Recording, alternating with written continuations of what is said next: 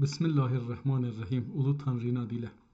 انصاف علی هدایت هستم و برنامه 180 مهندسی جهل رو آغاز میکنم.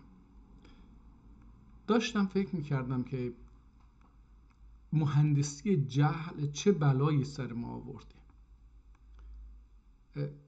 دیدم که وقتی مثلا یک نفر در مورد ترک ها صحبت میکنه که ترک ها فلان تاریخ رو دارن، فلان چیز رو درست کردن و فلان، یکی از اونجا برمیگرده، حتی خود ترک ها، یه ترک دیگری برمیگرده میگه که نه الله هم ترکه. یعنی یه نوع مسخره میکنه. این از کجا اومده که ترک ها، حالا نگم همشون، ولی یه بخش بسیار مهمی از ترک ها، هر درصدی که باشن مهم نیست، مهم اینه که حتی 1% هم زیادتر از اونی که تصور میکنید. در اثر اون مهندسی جهلی که در 250 سال گذشته به خصوص در 100 سال اخیر صورت گرفته و حدود 10-12 نسل ما با اون خو گرفتن و باهاش زندگی کردن و به جزئی از فکرشون، رفتارشون، خواستشون، آرزوشون و احساساتشون تبدیل شده. حتی این مهندسی جهل در اونها یک نوع خود تخریبی، özün pislemek، یعنی باور نمی کنیم که ما این چنین باشیم و دیگه اونها اجازه نمیدن که ما باور بکنیم که ما هم میتونیم این چنین باشیم. ما هم اختراعات داشتیم، اکتشافات داشتیم، ما هم دارای تمدن بودیم، ما کتاب داریم، ما امپراتوری های بزرگی رو اداره کردیم که ارمنی هم تحت فرمان ما زندگی میکرد، یهودی و زرتشتی و بودایی و کنفوسیوس و مسلمان و غیر مسلمان هم تحت امر ما زندگی میکردن. داخلش فارس هم بود، عرب هم بود، بلوچ هم بود، ترکمن هم بود، قشقایی هم بود، همه بودن. یعنی از آفریقا گرفته تا چین تحت فرمان ما بود. حالا چرا نمیتونیم این رو باور بکنیم؟ یا حتی در ترکیه باورش برامون سخته، برای اینکه در 150 سال گذشته به خصوص، حتی بگم در ایران در 100 سال گذشته به خصوص، ما رو اول ما شکست خوردیم. این رو باید بپذیریم. ما در 100 سال گذشته، ترک ها در 250 سال گذشته هر روز نسبت به روز قبل بیشتر شکست خوردیم. از چین شروع شد این شکست خوردن، روسیه ادامه پیدا کرد، روسیه حالا جلوتر از چین حتی، از هندوستان شروع شد، اشتباه گفتم از چین، از هندوستان شروع شد. ترک‌ها در هندوستان قافیه رو باختن، قدرت رو باختن، سرزمین رو باختن، امکانات رو باختن، منافع رو باختن، زبان رو باختن، تاریخ رو باختن، همه چی رو باختن به انگلیسی‌ها. شکست خوردیم. بعد نوبت رسید به ترک هایی که الان در سابق در تزار و بعد در اتحاد جماهیر شوروی و بعد در همین الان هم در بخشی از اونها در روسیه مستعمره هستن، تحت اشغال هستن. به اونجا رسید و بعد از اون عثمانی تکه پاره شد، پاره کردن و ازش 64-65 مملکت ساختن. و بعد هم این چیزی که در ایران بود، ترکای آذربایجان که در ایران قدرت اولیه همه چیز رو در دستشون داشتن، نه به شکل امروزی، منظورم به این شکل نیست، ولی خب به هر حال قدرت اول و درجه اول اون منطقه بودند، اونها هم باختن. این باختن قدرت، مملکت، سیاست، زبان، حقوق، همه چیزی که دست ما بود، اردو، امنیت، همه چیز دیگه، همه چیز که دست ما، اینها رو باختیم. به یک نوع روحیه و روانی شکست خوردگی مبتلا شدیم. به یک نوع تحقیر، حس حقارت مبتلا شدیم که بر اثر تبلیغات دائم، تحقیراتی که به طور علنی، به طور آموزشی، به طور رسمی، به طور اداری، به طور حقوقی، به طور سیستماتیک، به طور هرچی که بگید، کتبی و نوشتاری و فلان، اینها رو هر روز در درون انسان ترک عمیق‌تر و عمیق‌تر و گسترده‌تر، جوری که خود انسان ترک هم از تحقیر خودش، از جوکسازی علیه خودش استفاده میکرد تا بتونه خودش همرنگ اون غالب نشون بده. فرقی نمیکنه این تو ترکیه امروزی باشه یا تو آذربایجان، جمهوری آذربایجان باشه، یا هر جایی که ترک این اتفاق افتاده، تلاش کرده که خودش رو، اکثریتی که حالا باسواد هستن و دنبال کارهای اداری و دولتی و اینا هستن، تلاش میکنن که یه جوری اون سیستم اشغالگر حاکم رو راضی نگه دارن از خودشون، بتونن از منافع این راضی نگه داشتن یه مقدار کاسلیسی اسمش فارسی هستش. در نتیجه چی شد؟ ما رو عادت دادن، تشویق کردن که خودزنی بکنیم، خود تخریبی بکنیم. مثلا شما میبینید که بزرگترین پانفارس های نظریه پرداز پانفارسی و پانیرانیسم ترک هستن. میبینید که کسانی که با زبان ترکی مبارزه میکنن ترک هستن. کسروی مثلا. کسانی که برای از بین بردن حاکمیت ترک ها، دولت ترک مبارزه میکنن، ترک ها هستن. از ترک ها هستن، نه اینکه ترک ها هستن، همه ترک ها نیستن. یه بخشی از فراماسون ها ترک هستن و اینها خودفروخته هستن، اما به هر حال ترکن دیگه، چه بکنیم؟ کسروی ترک، تقی‌زاده ترک، ارانی ترک و بگیر برو دیگه، اینا همشون ترکن. پس به نوعی این آموزش ها، این شکست خوردن و این آموزش ها، این تکرار در سخنرانی ها، در مجامع، در ادارات، در اینور و در اونور، رادیو و تلویزیون و روزنامه و مجله و فیلم و سینما و سریال و اینها، این رو هر روز در ما عمیق‌تر میکنه که خودمون رو özümüze dağıdaq، به خودمون باور نداشته باشیم، بی باوری به خودمون.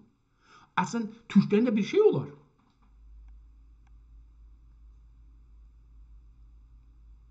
یعنی فکر نمی کنیم که ترک هم، یعنی الان یه کاری کردن که اکثر ما، البته مثلا 20 سال پیش اینا بیشتر بود، الان به لطف الله و تلاش فعالان ملی این خیلی کم شده. 20 سال پیش همه فکر کردن که نه، Türk'ten bir şey olmaz. Türk'ün hiç tadı yoktu. به خودشو تحقیر میکنه. یعنی اونقدر اینو تحقیر کردن، به عادت کردیم به تحقیر. مثل یک ماهی که داخل آب گلالود باشه، فکر کنه که آب یعنی همین، یعنی اصلا نمیدونه که آب زلال چی هست، اصلا فکر میکنه آب زلال یعنی همین. و ما در ایران فکر میکنیم، در دنیا البته فکر میکنیم که ترک یعنی همین که هیچی نیست. اصلا نمیتونیم باور بکنیم. به نوعی خودمون رو پستر میبینیم. البته این در میان فارسا هم هستش. مثلا ایران، هر کسی که در ایران زندگی میکنه نسبت به اروپایی ها و امریکایی احساس شرسکستگی و پایین دستی میکنه، در مقابل اونها حتی حرفش هم درست باشه تسلیمه، غلط اونها رو میپذیره، اشتباه اونها رو به عنوان راست قبول میکنه، جملات نمیدونم خوب رو به اونها نسبت میده، انگار که ما خودمون مثلا جملات خوب نتونستیم تو تاریخ بسازیم.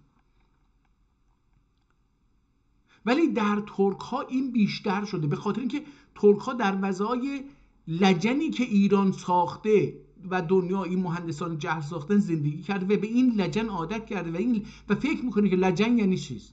یعنی زندگی، یعنی واقعیت.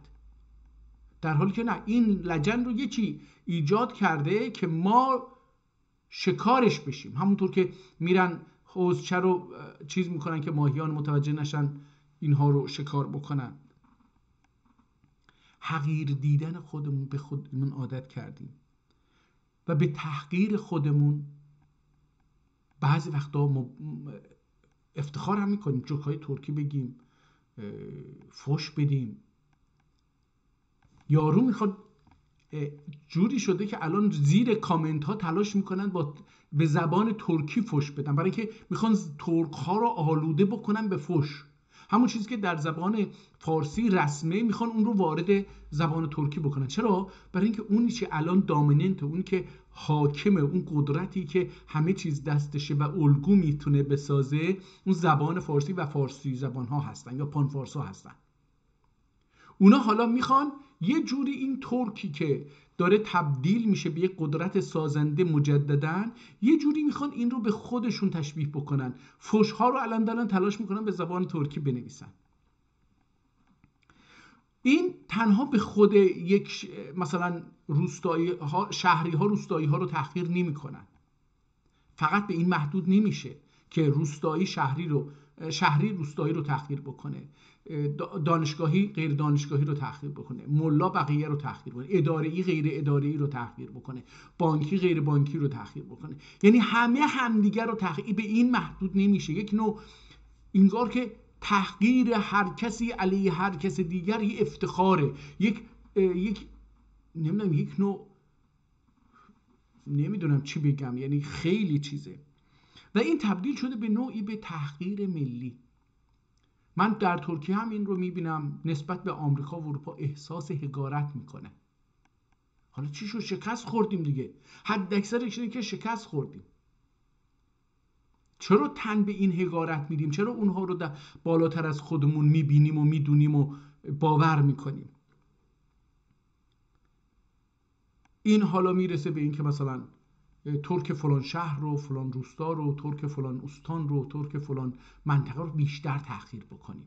و احساس در اون وقت چی میشه؟ اون وقت همونطور که فارس از تحقیر ما احساسه، یا پانفارسا، حالا پانفارسا منظورم ترکایی که طرفدار حاکمیت مطلق فارس و پانفارس و اینا هستن، اینها وقتی یه ترک رو، یه عرب رو، یه بلوچ رو، یه ترکمن رو، یه قشقایی رو، یه رول رو، یه مازنی رو، یه رشتی رو، گیلکی و گیلانی رو تحقیر میکنن، احساس اینگار که دلشون آروم میشه، اینگار که خیلی بزرگ میشن، اینگار که همه تسلیم اینا هستن، اینا نتونستن چیزی به من بگن.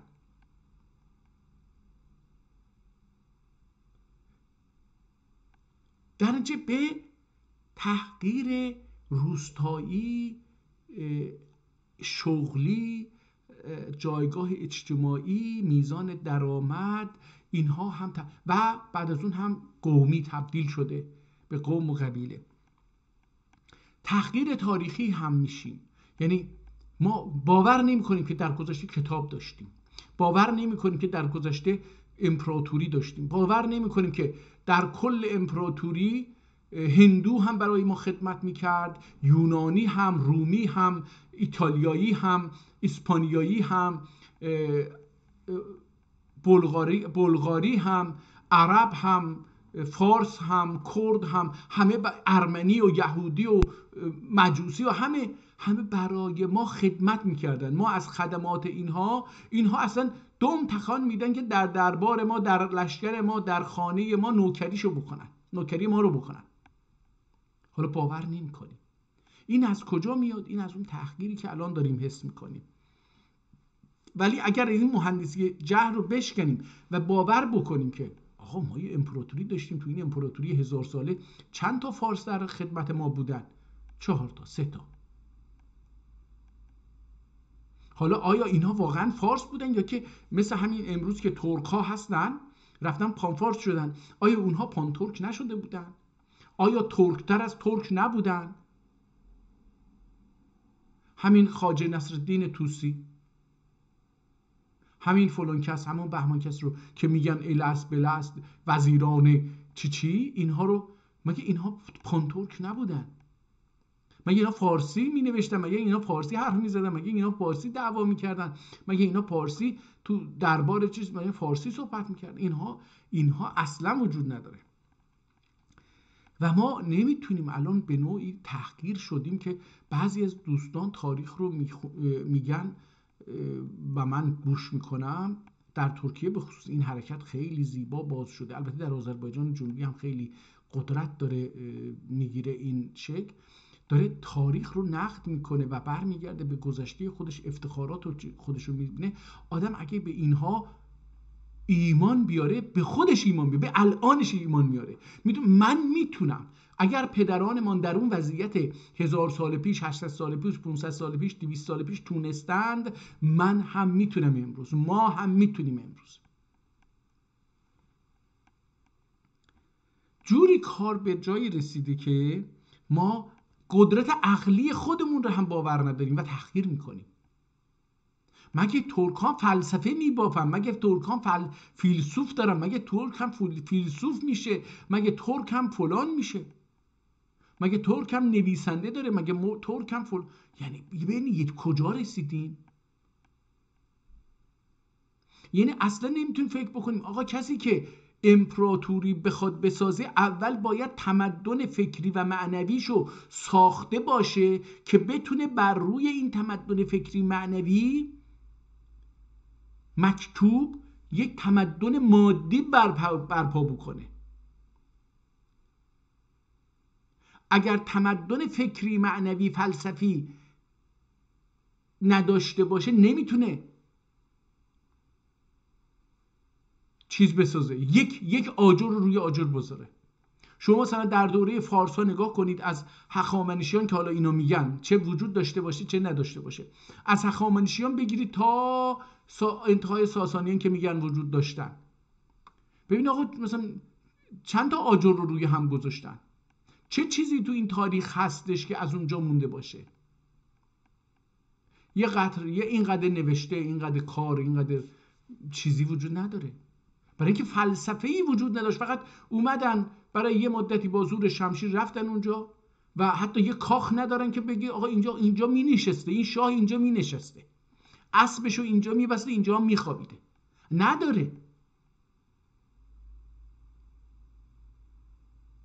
در هند هست، در مالزی هست، در اندونزی هست، در فیلیپین هست، در فلانجا ژاپن هست، در اینجا نیست.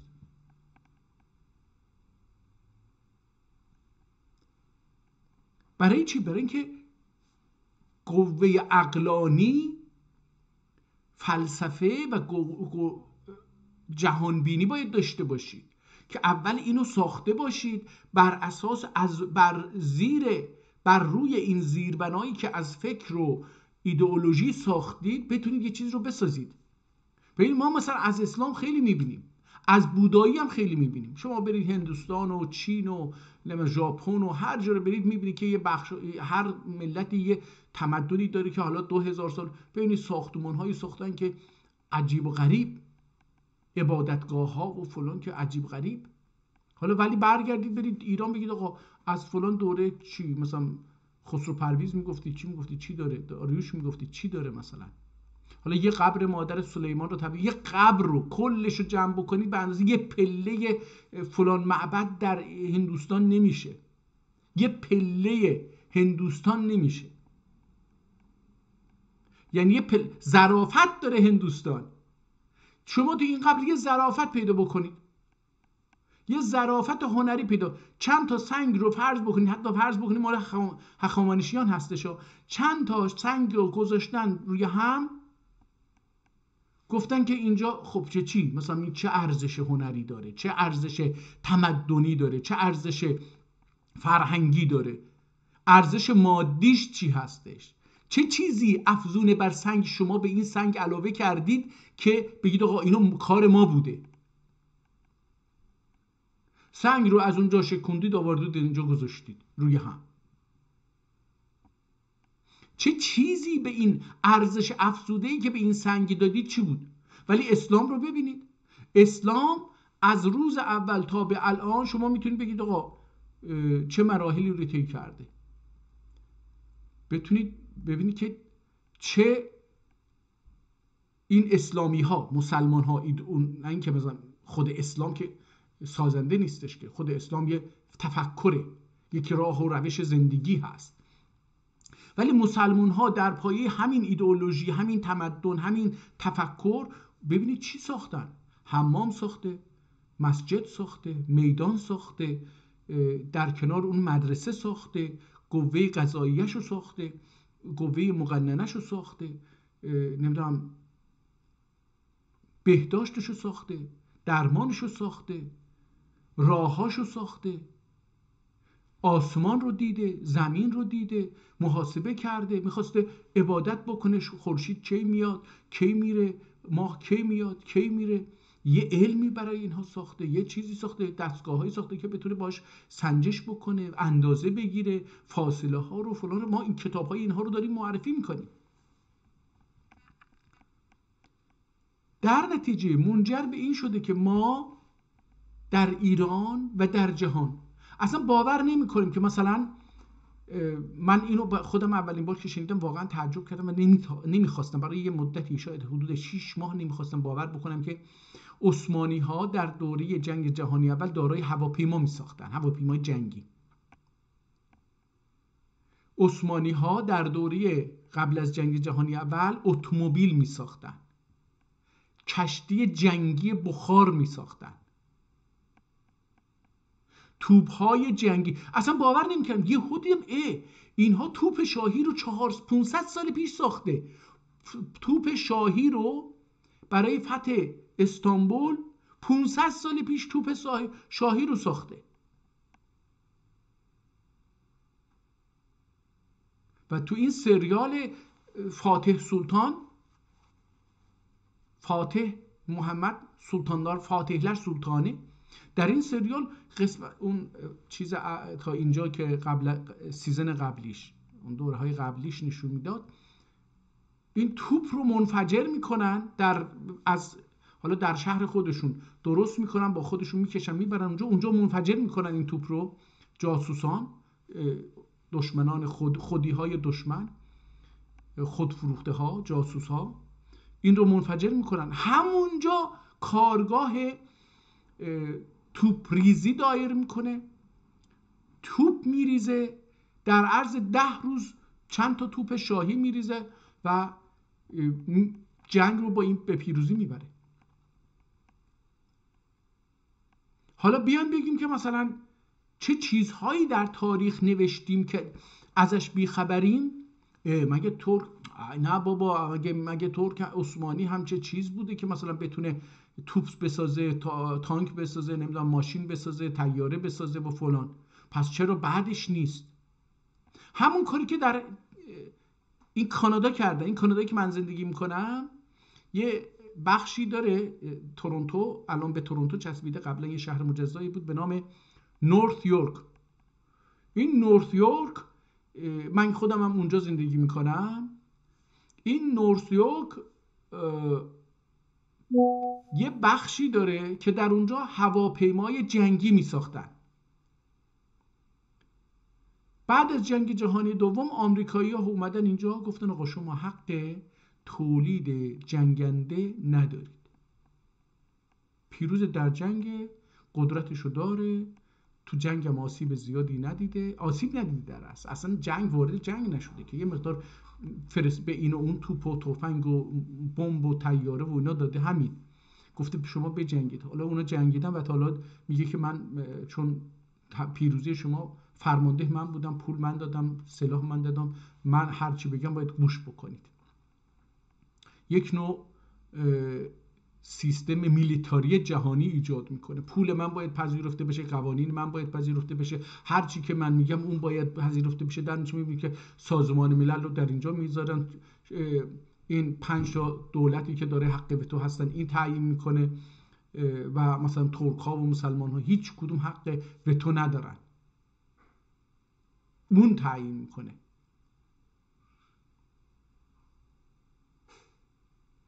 و ما متاسفانه حالا کانادا میاد میگه آقا طیاره ها رو، این جنگنده های طیاره ها، هواپیماهای جنگنده رو حق نداری تولید بکنی. پیچ ها، کارخونه و اون ابزارالات، کارخونه ماشینالات تولید هواپیما رو اصلا با پیچ از زمین میکنن میبرن. و کانادا امروز هم نمیتونه جت جنگنده درست بکنه. حق داره چیز بکنه، هواپیمای مسافربری تولید بکنه ولی حق نداره جت تولید بکنه. خیلی چیزا حق نداره تولید بکنه. همونطور که آلمان حق نداره، همونطور که ژاپن حق نداره، همونطور که عثمانی حق نداره. عثمانی هم در جنگ جهانی اول شکست خورد، اومدن کارخونه هایی که داشت همه رو پیچ و از صفر، اصلا حتی دیوارهای کارخونه ها هم تخریب کردن که نمونه. اون جاهایی که نفت پیدا میشد رو همه رو بستن، بتون ریختن که اصلا دیده نشه که اینجا، برای اینکه منابع مالی نداشته باشه و بعد براش غرامت بسته بودن. هر درآمدی که عثمانی داشت باید میرفت خزانه آمریکا، اروپا، به عنوان غرامت جنگی باید به اونا داده میشد. و من حتی امروز یه ویدیو رو شیر کردم، یکی از دوستان ترک گفته آقا اگر در سال 1918 جنگ جهانی اول تمام شده، چرا ما عثمانی ها و ترک ها تا سال 1323 24 می جنگیدن یا 22 می جنگیدن؟ چرا؟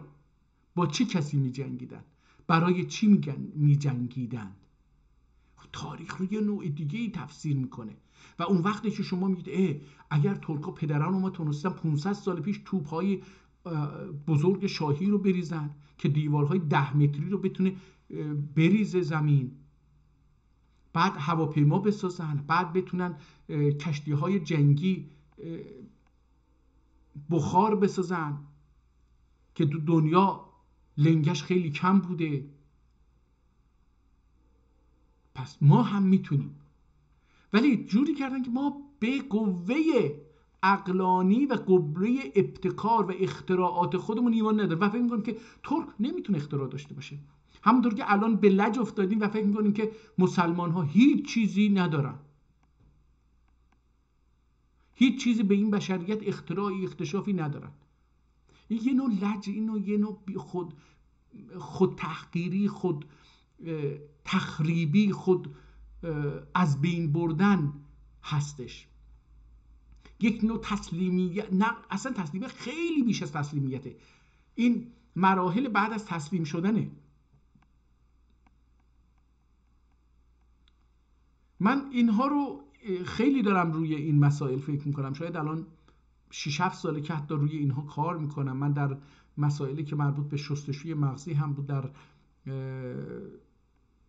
تلویزیون جوناس تیوی اجرا میکردم. 9 ماه و نیم، 9 ماه و 2 هفته این برنامه رو اجرا کردم در اونجا هم تلاش کردم اینها رو یکی یکی پیدا بکنم، اون علل، راه‌ها و روش‌های شستشوی مغزی شدن و شستشوی مغزی کردن و چگونگی تسلیم به شستشوی مغزی و باور کردن این دروغ‌هایی که جهان مهندسان جهل ساختن و به خورد ما دادن در این سیستم شستشوی مغزی و ما این رو باور کردیم. نه تنها باور کردیم بلکه به بخشی از این مهندسی جهل تبدیل شدیم، به کسانی که این رو هی گسترش میدن، بزرگش میکنن. دروغ رو هر چقدر بزرگترش بکنید، هر چقدر باسوادتر بشید، اون رو تأکید بکنید، خب اون یکی که شما رو قبول داره، گروه مرجعش هستید، اون رو بیشتر میپذیره و میره 2 کلمه هم اون روش میذاره. میگن در آفریقا یه پادشاه محلی، حالا نمیدونم کدوم کشور بوده، این رو شنیدم، یه جایی نخوندم که بگم منبعش چیزاش، منبعش شنیدنیه و از ایرانی ها شنیدم، ولی لذا خیلی قابل اعتماد نیست، ولی در خود ایران قابل اعتماده. میگه که در آفریقا یک شاهی گفتش آقا این بندگان ما رو سرشماری بکنید ببینیم ما شاه چند نفریم. سرشماری کردم، مثلا این مثلا 200,000 نفره. میگه اون رئیس اداره که آوردن، رئیس اداره آمار، دید که آقا میشه 200,000 نفر. گفت آقا این 200,000 نفر که چیز نمیشه، یعنی ما بدیم اونجا، شاه اصلا میگه اینها رو بگید بکشید، اینا منو دارن تحقیر میکنن، من شاه 200,000 نفرم، فکر میکنم شاه عالم هستم. یه نقطه اضافه میکنه، میشه مثلا 2 میلیون نفر. میدن وزیر میگه 2 میلیون نفر، من اینو بدم شاه، اله میشه بله میشه، این تبدیل میکنه به 20 میلیون نفر و میده دست شاه. حالا شما دقت بکنید که اگر یه چنین اتفاقی هم بزرگ میشه دیگه، یعنی شما وقتی یکی به شما اعتماد داره، صحبت شما رو میشنوه و شما دروغ‌های مهندسان جهل رو که در شستشوی مغزی، سیستم شستشوی مغزی به شما تلقین کردن، اون رو پذیرفتید، اون رو دیدید، حالا بیاد اینو میگید. من خودم به عنوان انصاف علی هدایت دارم اینو میگم. من فکر میکنم تو یک دروغ چیز بودم، سهیم بودم. یک دروغی رو مهندسی جهل به من، یعنی به همه گفته بود، منم شنیده بودم، تو یک کتابی هم خونده بودم، اومدم یه مقدارم من روی این گذاشتم و الان خیلی بزرگ شده این دروغ. مثل اون چیزی بود که یه شاعر چیز هستش شمالی میگه من برای اینکه شعر بگم رفته بودم مرداب، هوا گرم بود، این گردم حالا هر یک پارچه همراهش بوده، دستمالی همراهش بوده، اینو باز میکنه میبنده و سر نیها، بعد که شعرشو مینویسه میخواد بیاد خونه فراموش میکنه این رو. یه چند روز بعد دوباره میگه برم حالا اونجا دوباره شعرم بنویسم، اونم بردارم بیام، میره میبینه که اونقدر اونجا پارچه بستن که اینجا امامزاده است. آقا اینو من خودم درست کرده بودم. نه آقا تو درست نکرده بودی، اینجا امامزاده است. خب خواستم بگم که من داشتم فکر میکردم و یادداشت کردم اینجا، با یه مقدار تغییرات اندکی در این زاویه ها، در این چیزها میشه این ثمرات مهندسی جهل رو در روی خودمون حس میکنیم. یکی خود تخریبیه، یکی خود تحقیریه، هم به این فردی هست، هم ملی هست، شهری هست. حقارت بینی خود از تحقیر یه چیزی بالاتر. یه وقت هست یکی رو تحقیر میکنیم، یه وقتی خودمون احساس حقارت میکنیم در مقابل فارسی، در مقابل زبان فارسی، در مقابل کتاب‌های فارسی، در مقابل فارس‌ها، این احساس حقارت میکنیم. همونطور که مثلا در مقابل زبان انگلیسی یا انگلیسی زبان‌های احساس حقارت میکنیم، فرقی نمیکنه. بعد وارد عمل میشیم، خودمون رو به عنوان خود شخصی، خود خانوادگی، خود ملی تحقیر میکنیم. الان خیلی رایجه، همه مثلا به این بیماری مبتلا شدن، آقا خانواده رو دور بشید، مادر و پدر و خواهر و برادر اینها خیلی چیزا دشمن‌های اصلی شما، اینا خاله و دایی عمو و اینا، نه فامیل آقا اصلا دشمنه. یعنی به جایی رسیده که خود تخریبی داره خانواده، فامیل و این فردا هیچ پشتیبانی نداره، مثل یک مگسی میمونه که تنهایی هستش، هر کسی میتونه اینو بکشه، در هر شرایطی آسیب پذیره. اون حمایت خانواده که میلیون ها سال بوده، فامیل و خانواده و اینا پشت یه فرد وای میستاده، الان اونها از بین رفتن. در گذشته من یادمه، در گذشته وقتی عروسی میکردن، تا عروسی ماها مردم می اومدن، فامیل، هر کسی به اندازه وسع و تواناییش یه پولی میداد به این خانواده‌ای که داره عروسی میکنه که به هزینه‌اش کمک بکنه، به زندگیش کمک بکنه، به اینکه اینها بتونن زندگی بسازن کمک بکنه، حداقل هزینه ها رو بسازن. خدای نکرده یکی هم میمرد، دوباره می اومدن، درسته میخوردن ولی می اومدن یه پولی میدادن، هر کسی یه چیزی می آورد میداد، این خانواده داغون نشه، از بین نره. خود یه نفر مرده، یه هزینه رو دست اینها گذاشته، احتمالاً منبع درآمد خانواده بوده، حالا اینا میان و میخورن، اینا چاپیده میشه میره. ولی خب مردم چیکار میکردن؟ میومدن هر کسی یه پولی به اندازه وسع خودش میداد و اینها نوشته میشد گاهن، هم در عروسی هم در هر نوع جشنی، در هر نوع جشنی و در هر نوع عروسی، در هر نوع عزاداری، اینها نوشته میشد که آقا بدهی من برای شما. و این نبود که اگه نیاد حلال نمی کنیم، مرد مثلا حرامشه، نه، میگه اگه زنده بود اومد یا خودش یا بچه‌هاش میان و این پولو پرداخت میکنن، اضافه هم میدن.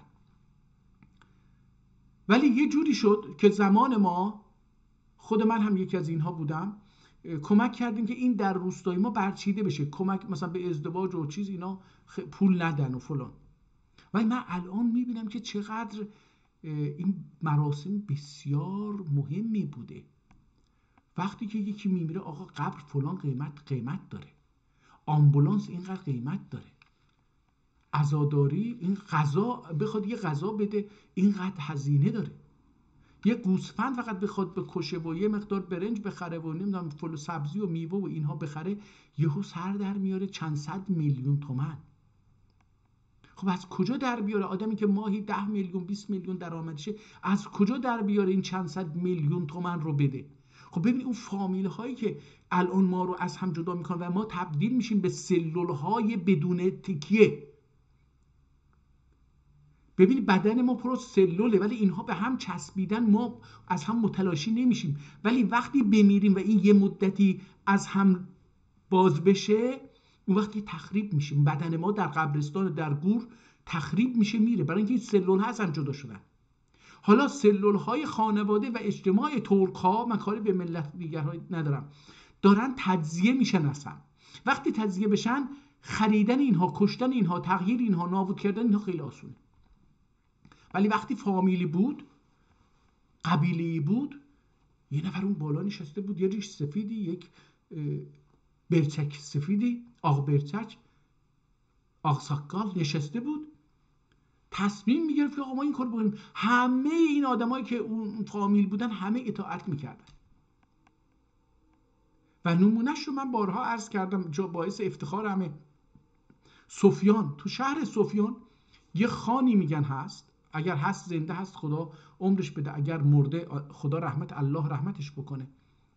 این مثلا اونجا هر ماهی یه جلسه تو مسجد یا یه جایی میذارن، تمامی اونهایی که 18 به سال هستن میان اونجا، مردها و یا رؤسای خانواده، پدرها مثلا میان اونجا. فلانی پسرش این ماه میخواد بره سربازی تموم کرده اومده میخواد بره، یا دانشگاه رفته سربازیشو تموم کرده، حالا میخواد بیاد شغلی رو داشته باشه، چه شغلی بهش بدیم. فلانی میخواد ازدواج بکنه، فلانی میخواد دخترش رو شوهر بده، جهیزیه لازمه، همشو این مردم پولشو پرداخت میکنن. باعث افتخاره. تو سفیان نه تنها خانواده نمیپاشه، انشالله که نپاشه، بلکه یک نوعی سفیانی بودن یه مزایایی داره که علاوه بر مزایای خانواده، سفیانی بودن، جزو سفیان بودن و جزو این سیستم بودن یه مزایایی داره. به راحتی پول میذارن برای فلان کس تراکتور بخریم، برای فلان کس شرکت باز بکنیم، برای فلان کس جهیزیه بدیم، برای فلان کس خونه بسازیم، برای فلان کس خونه بخریم، برای فلان کس مثلا بفرستیم خارج از کشور بره درس بخونه برگرده.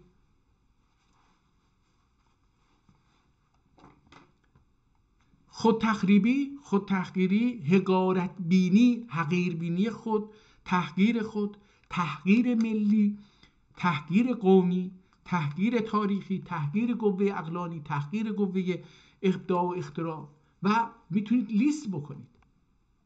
خب من فکر میکنم که الان بیش از 40 دقیقه است که داریم صحبت میکنیم، 38 دقیقه، بله نزدیک 40 دقیقه است.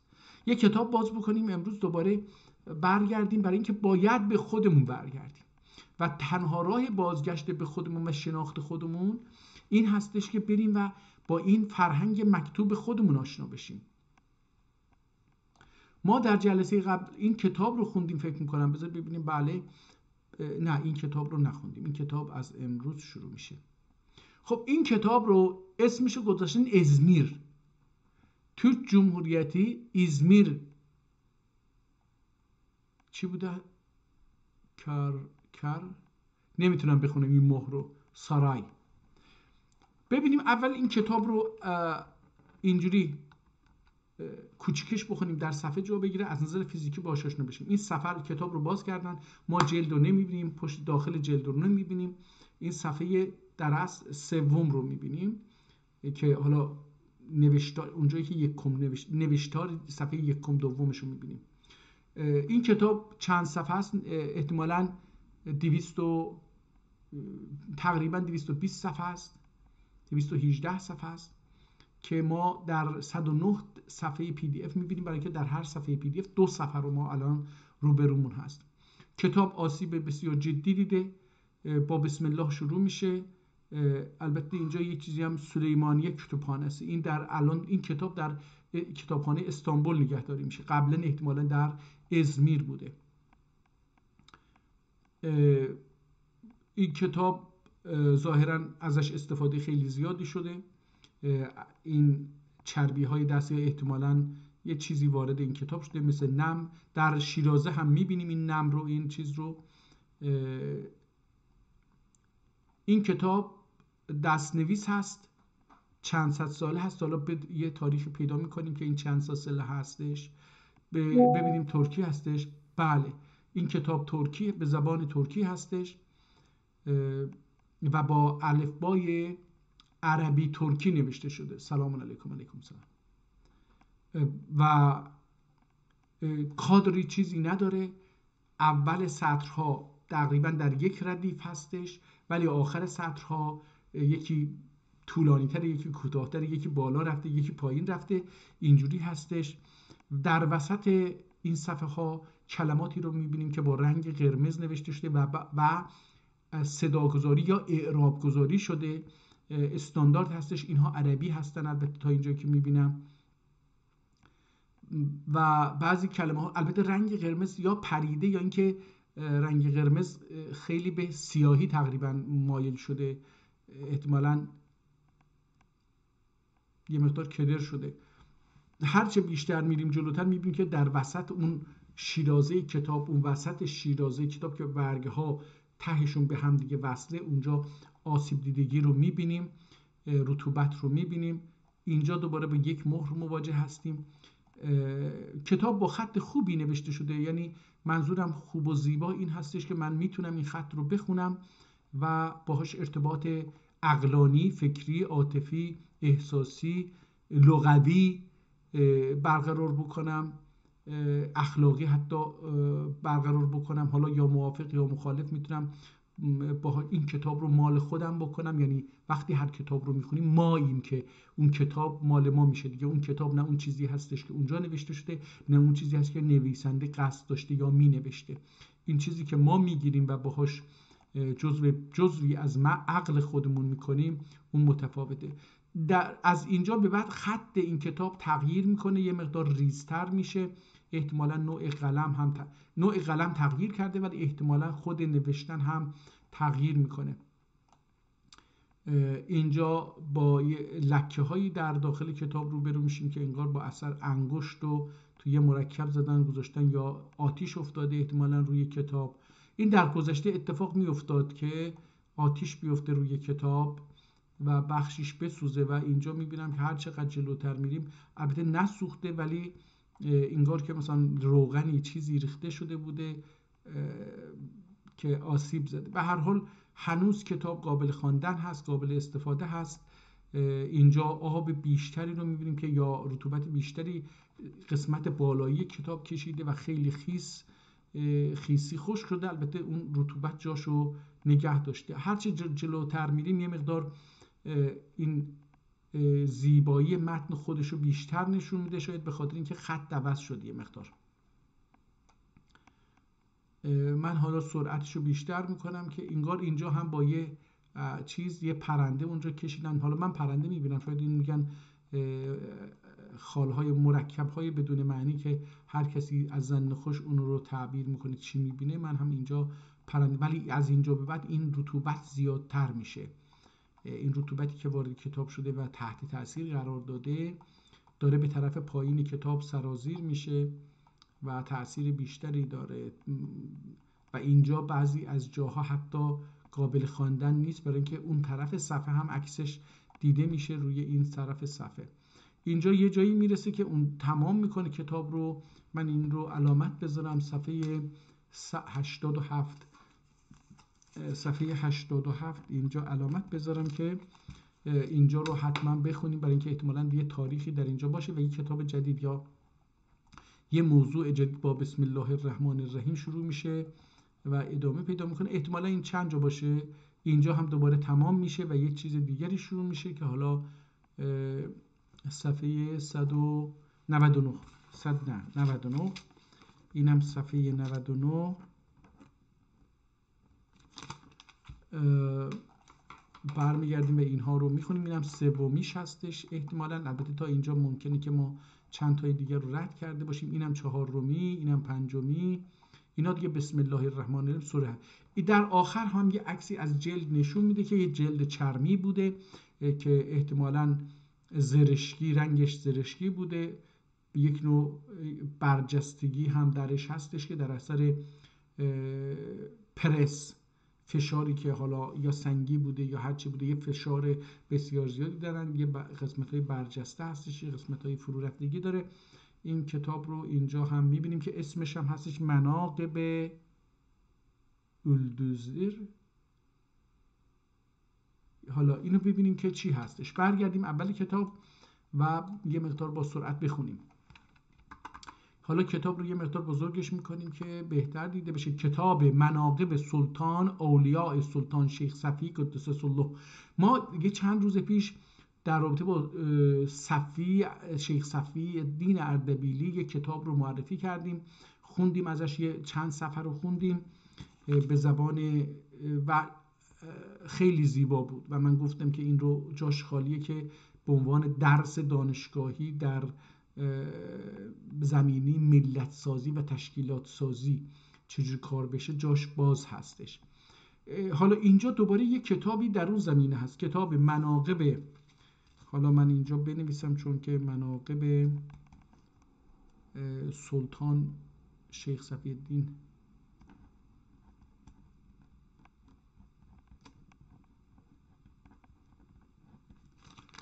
بسم الله الرحمن الرحیم. حالا مناقب میشه زندگی نامه دیگه، به نوعی به این مفهوم هستش. البته منقبت رو بذاری ببینید چی میشه.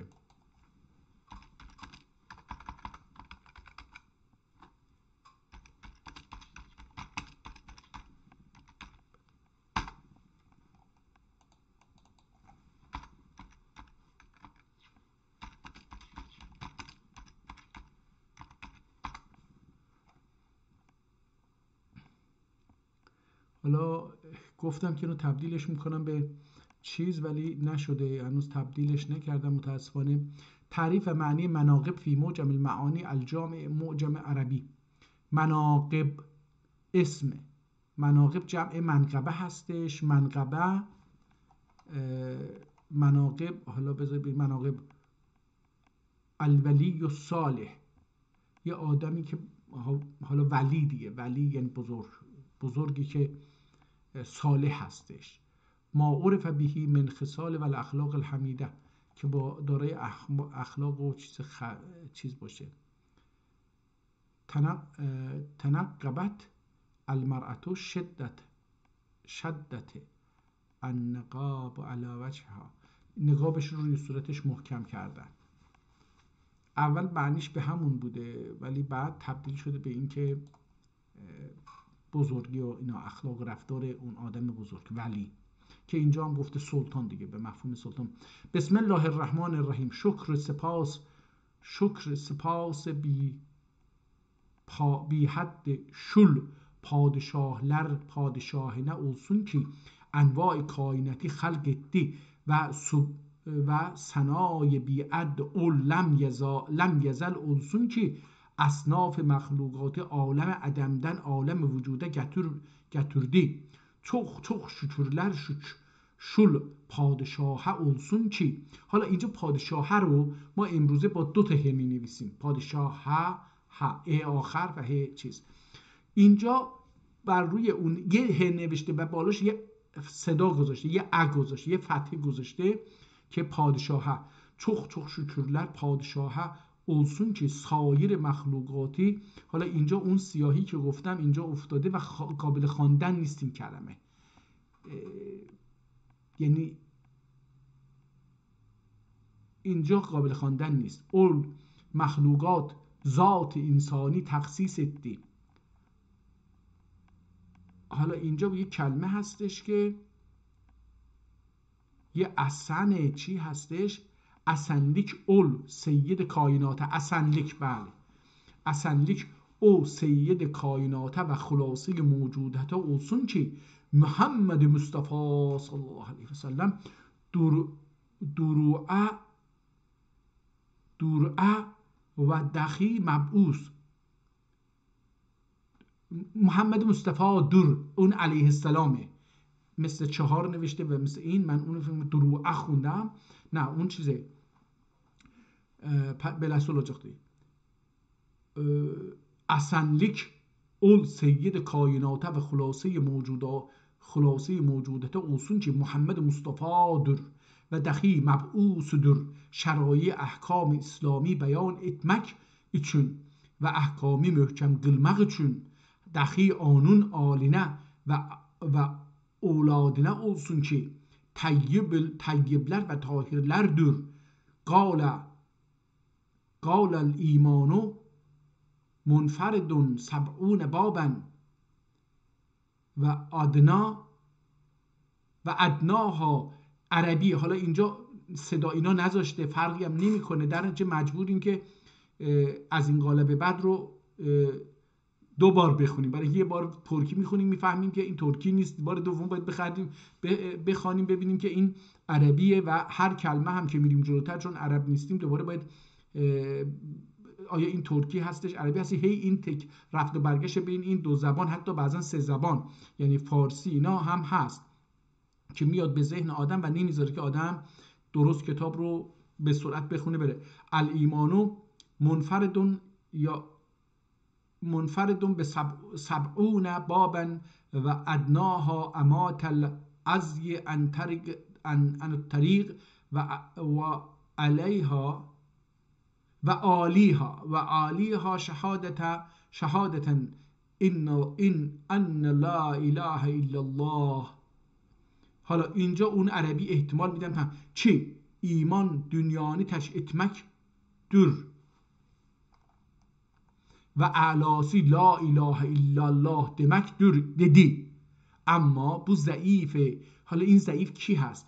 bu ضعیف نحیف فقیردن بعض ashabler iltimas ettiler ki Sultan Evliya ve Burhan Atqiya Sultan Şeyh Safi Qaddesallahu Sirruhu'nun menakibini kim lisan Farsi üzerine talif etmişler idi ani tercüme edim ve Türkiye döndürüm ve teshil edim ta ki faidesi alem amule ve bendi zayıf dahi onların hacetleri bitsin ve deyip واردم bu işe. فکر میکنم این کتاب رو خوندیم قبلا، فکر میکنم که این کتاب همون کتاب قبلی باشه با یه مقدار تغییراتی. و بنده ضعیف دخی onların hacetleri bitsin deyip واردم bu işe توجه ettim ve iltizam gösterdim ta ki menakıbi teshil ettim ve bazı ابیات ki aslında şerhi yokudur onların ibaretlerini توجیه edem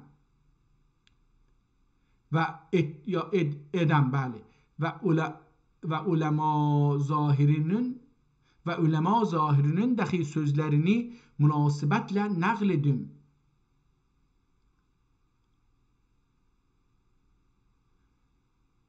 شاید هم این علمن باشه، من اینو نمیدونم چجوری بخونم.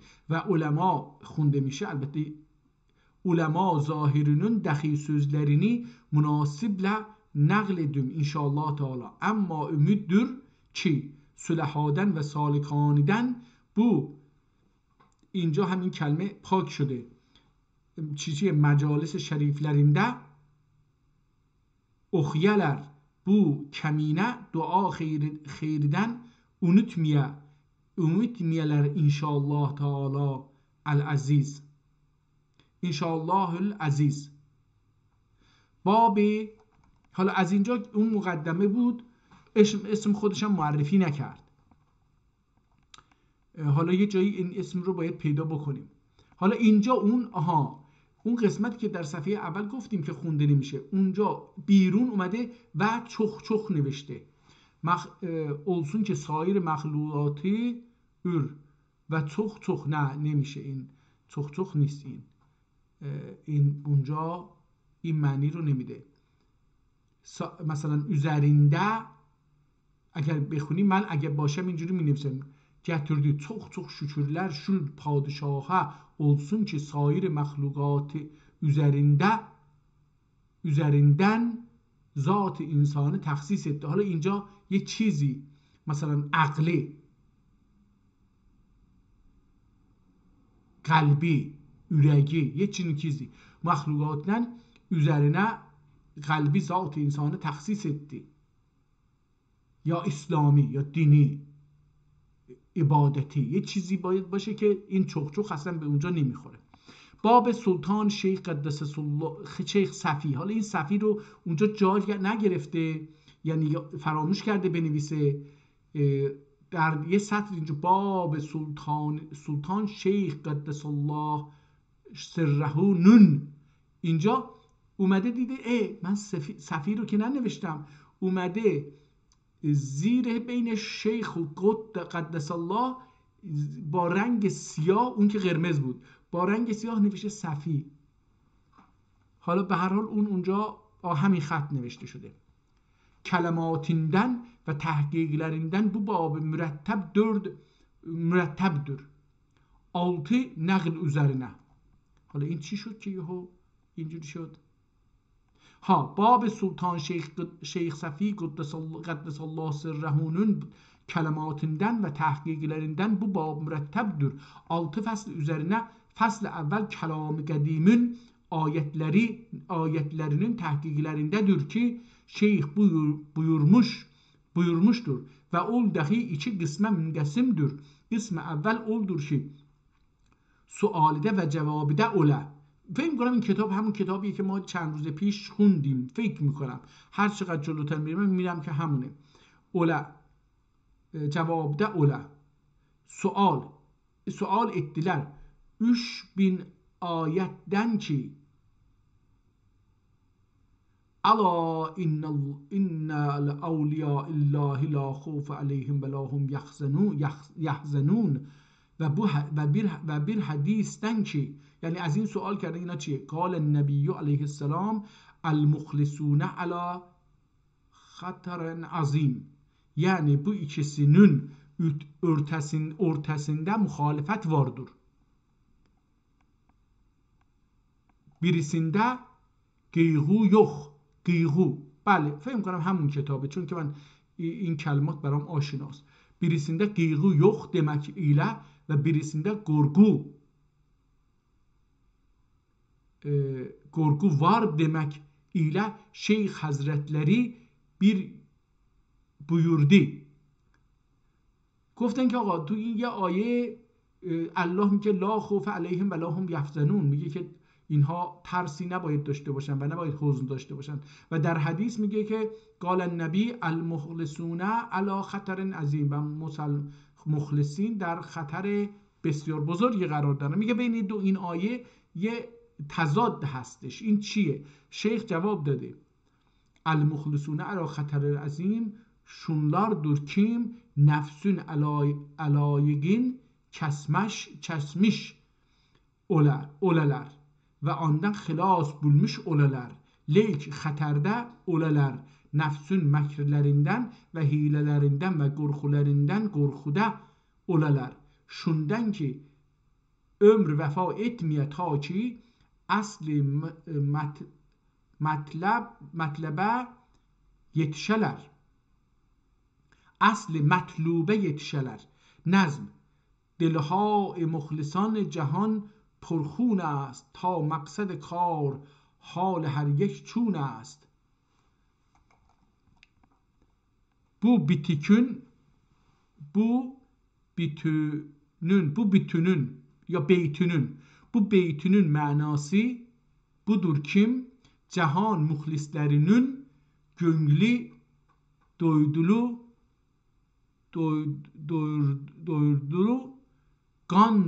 gandur dupdoru. Cahan muhlislerinin gönlü dupdurulu gandur. Ama muhlislerinin maksude ermekliğinin xali neçədir hali necedir? مثلا شول kimse بله این کتاب رو قبلا خوندم، یعنی همین 3-4 روز پیش که در مورد شیخ کتاب میخوندم این کتاب رو خوندیم. این یه نسخه دیگری از همون کتاب است که حالا در ازمیر میگه. اون اگر فراموش نکرده بودم اون کتاب در کتابخانه مجلس نه مجلس نبود، اونم فکر کنم عثمانی بود، ولی این دو تا نسخه هست. دو نفر نوشتن. حالا مثلا şul kimsə gibi ki hüccəti qəsd eylədi ya həccə qəsd eylədi. Əgər ol kimsə əhl-i beyti və oğlanları mən etsələr, onların sözün eşitsə, ol kimsə məqsudən geri qalır. Və əgər bu məvaniə müqəyyəd olmasa, məqsudə yüz tutsa və Məkkə yoluna qədəm bassa, bu əlayiqdən xalas bulur. Lakin yol kesicilerden ve haramilerden emin olmaz ve şundan ki zad-ı rahile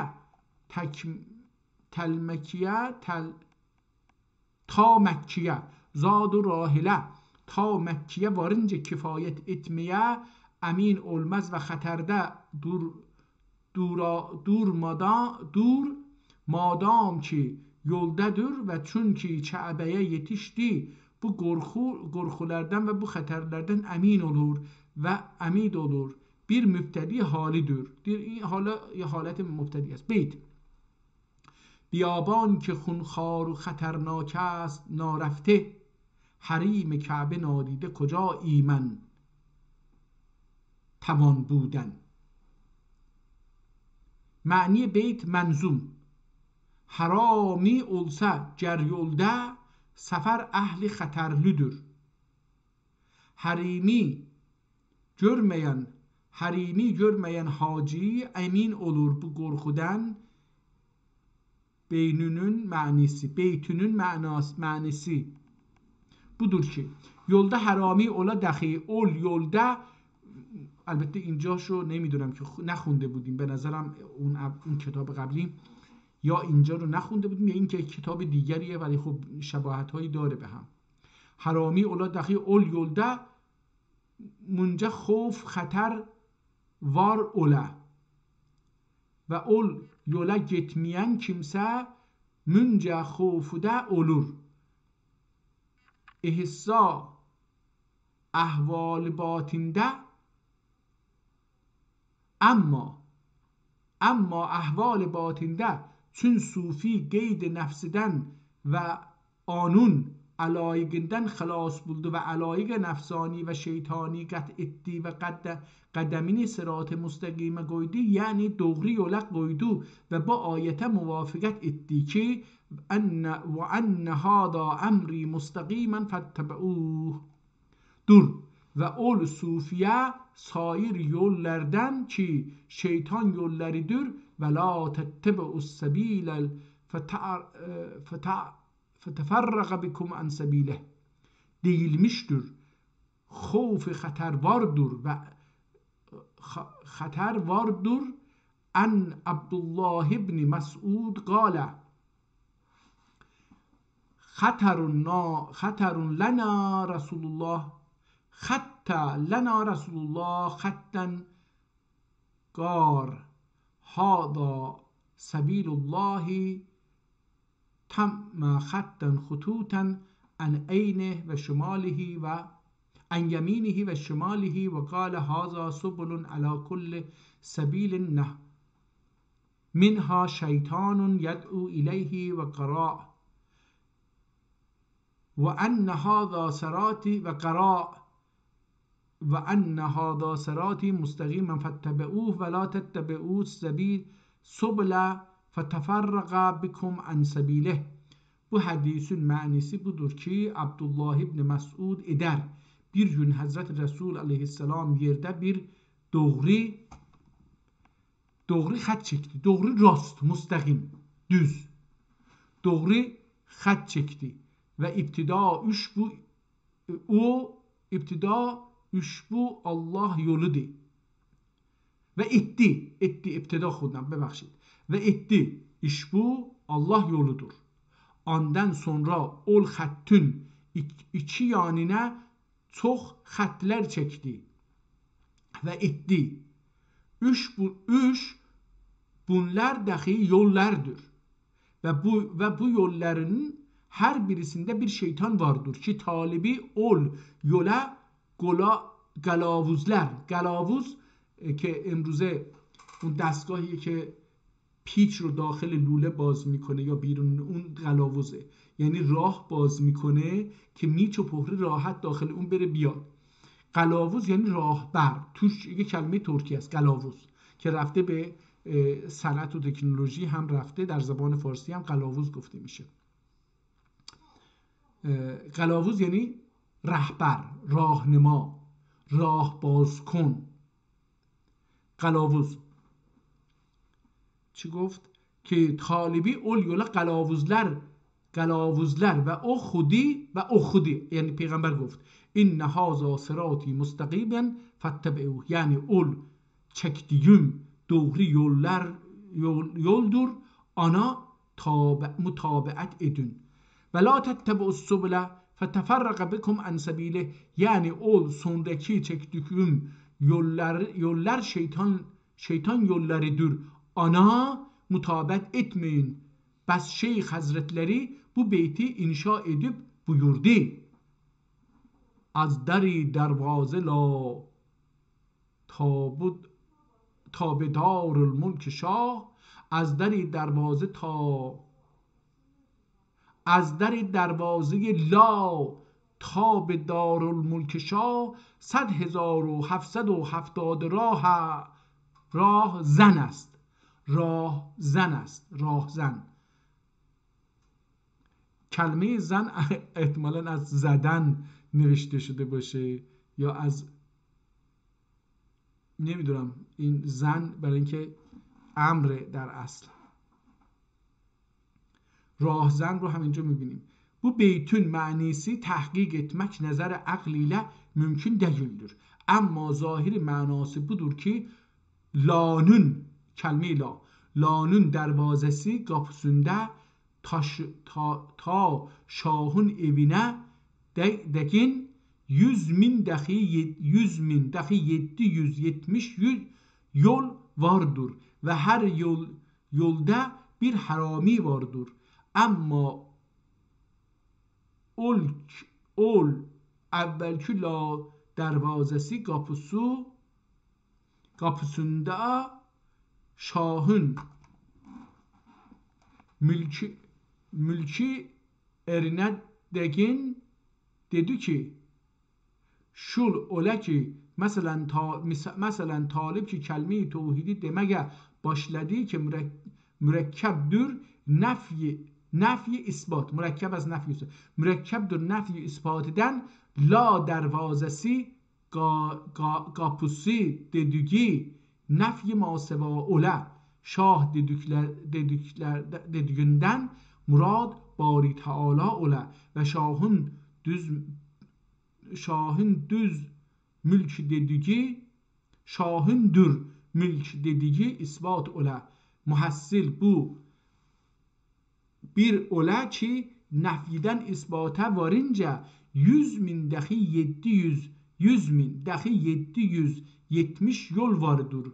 Yol kesici harami vardır. Ve ne kadar ki salik yolda dur, خوف خطرdedir.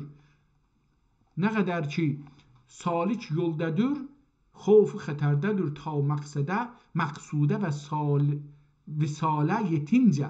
Ama salik qədəmini haram visalide qudi ve enna ila rabbikel muntaha, emin oldu cemi خوفden ve xəterdən ve men dəxələ kânə aminen ve o yollar ki anda şeytan olur idi, o yollardan xalas buldu ve zümre ala inne la'yan Allahu la khuf aleyhim ve lahum yahzan. این چی بود؟ oldu ama خوف و خطر ki onların gönlünden gider, dünyanın ve dünyada ne var ise anın ve ahiretinin خوفی ve xətəridir. Amma Haqqı Taala'nın xofu xəşiyyəti onun göklündə dəxi ziyadə olur və nə qədər ki talibə ma'rifət ziyadə ola Haqqı Taala'dan xof و xəşiyyət dəxi ziyadə olur. Şöyle ki Resul Hazreti buyurmuştur. دیگه بقیهشو بذاریم بمونه. من میرم صفحه 20 پی دی اف. بذار 25 این بار 25 بریم هرچی هست. صفحه 25 پی دی اف.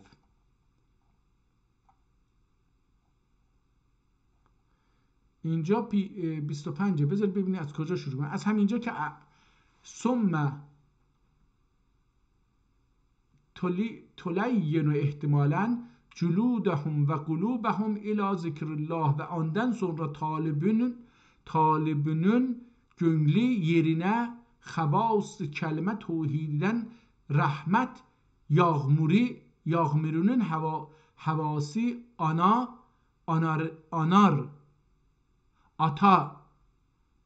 atarından gönlü yeri hayat bulur. Gönül yeri hayat bulur ve şu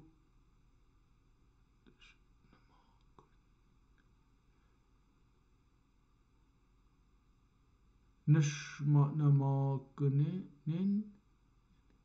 حالا اینجا یه چیزی نمیشه که نمیتونم این کلمه رو بخونم. hayat bulur ve şu namaganın yani artıp ziyade olmak. Şu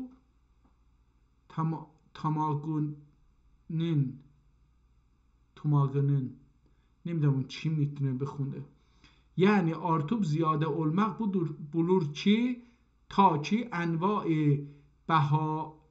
بهاین یا ریاهین احتمالاً هم بخونیم و معرفت دوست gönül برنده birinde biter احتمالاً. Dahi ucalur ve bazı kutubda masturdur. Hakkı Teala buyurur ki abdi cenneti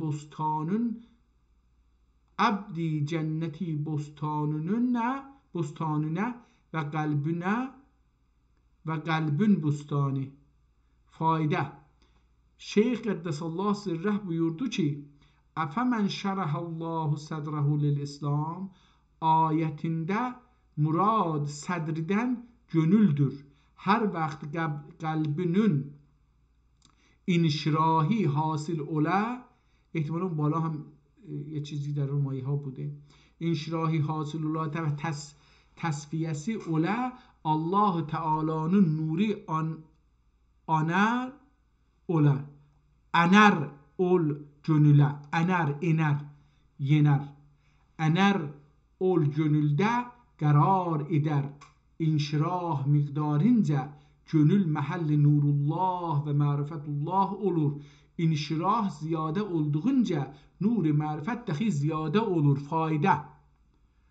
حالا این صفحه رو خوندیم گرچه یه مقدار 2-3 سطرش کمتر خوندیم. بریم صفحه یه مقدارم یواشتر بریم که ببینیم اگه کتاب تموم شده باشه یه مسئله دیگه شروع شده باشه بتونیم بخونیم.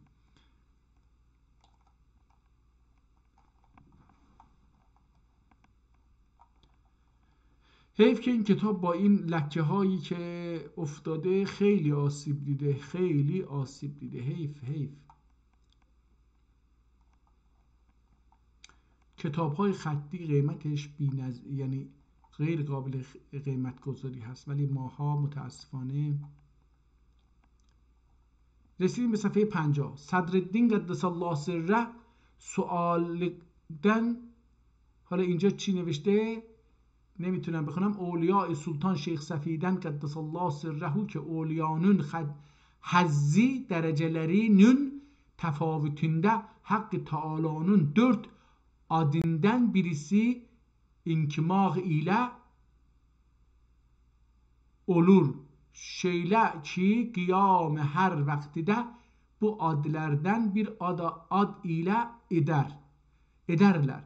Ve ol 4 ad budur ki huvel اول والآخر والظاهر والباطن. میگه الله 4 تا اسم داره. حالا her kimse ki onun hazzi bu adlerden zahir oldu Hakkı Teala'nın acayip kudretine yani mahsusatine vakıf olur. Ve her ki hazzi bu adlerden batini oldu alem batinde kendi esrarine her neyse ana vakıf olur. Ve her ki hazzi bu adlerden evvel oldu zaman mazide olan افعال مشغول olur ve her ki hazzi bu adlerden ahir oldu zaman müstakbelde olan bazı olacak zaman müstakbelde olacak asare ve ahvale meşgul olur ve kendi gelecek zamanında olan sırrına vakıf olur. Pes Şeyh Bayezid Bestami buyurmuştur ki her kimse ki bu 4 ad ile mahzud ola veli kamil olur. Şeyh Abulqasım Gaşari hastش گستری hastش چی نمیدونم قشری buyurmuş ki buyurmuştur ki هنوز اوله کی او کشی چی احتمالی هنوز نباشه ولی من هنوز میخونم هنوز اوله اول کشی ولی عامل olmaz بس bu kimse ki ilm evvel ve ahir ve zahir ve batin bile ne için veli kamil olmaz deyip sual ettiler. Sultan Şeyh Sadreddin atası Sultan Şeyh Safi'den Şeyh Hazretleri cevap buyurdu ki evvel vel ahir zahir ve batin münderecdir.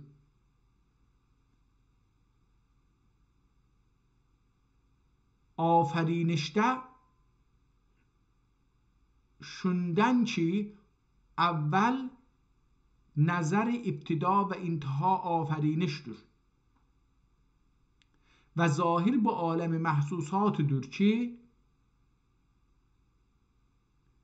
göz ile görələr ve batin melekutudur ki göz ile görmek mümkün değildir.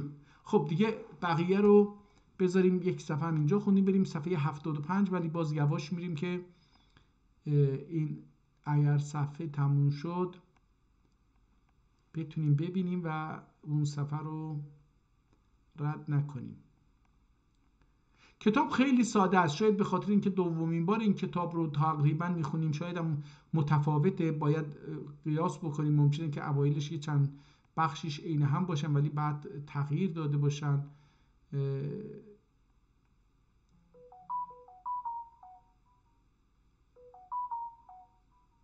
خب صفحه 70 آب هم اینجا خیلی آسیب داده. ببینیم که میتونیم بخونیم. سوری gelmezden önden öngedin yani ahval مولا و احوال قبری احوال موتا و احوال قبری معلوم و مشاهده edenin ta ki sahibi یقین olasiz تا ki ایمان بالغیب ایمان بالیقینه mübeddel ola. Sultan Şeyh Safi Qaddese Sirruh buyurdu ki salikler ta hututi nefsaniden fani olmayalar baga şizbilünün zulalinden hala این چی شد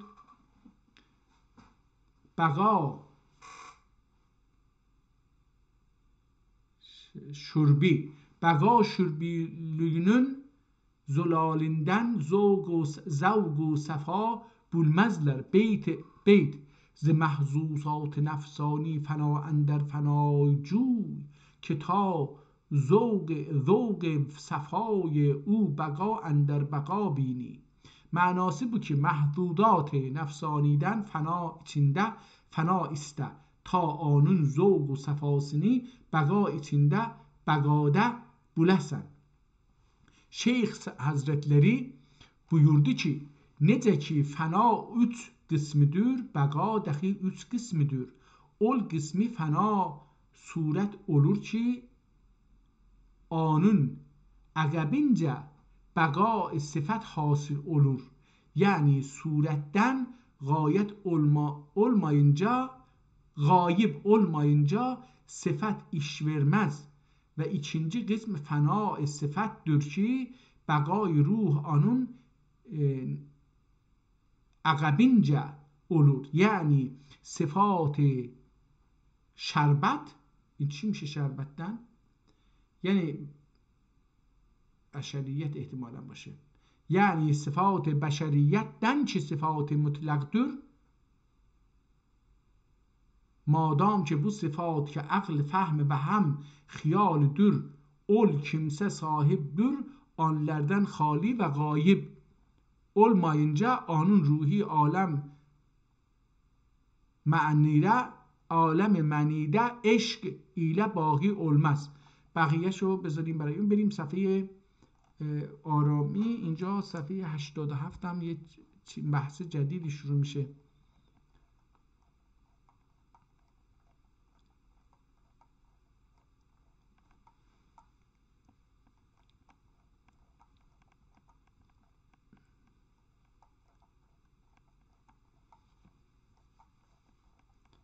خب اینجا اون صفحه تموم میشه. من یه نیم صفحه قبل از اون رو هم میخونم تا برسم تموم بشه، ببینیم که آیا چیزی در اینجا میبینیم.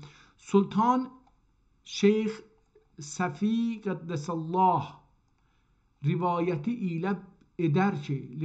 ایله که سلطان شیخ صفی قدس الله سره بیت مریم دل نفح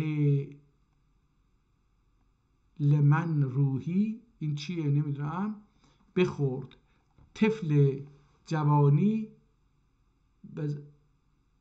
بزاد از kafiri. Şeyh Hazretleri buyurdu ki, murad ruhiden ki mezkurdur, ruhi insanidir ki gönül onunla ittisal bulur. Dahi ikisinin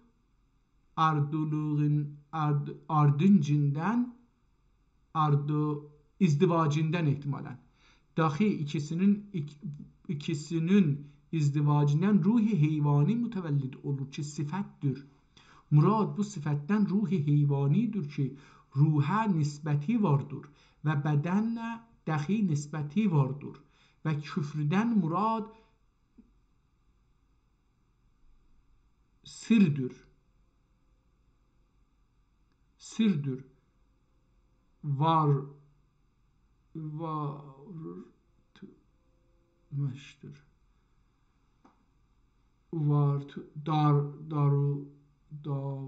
Darutulmuştur. این نمیتونم بخونم. مراد sızdır ya sızdır, davrutulmuştur. Yani küfür öğretilmektir. İhtimalen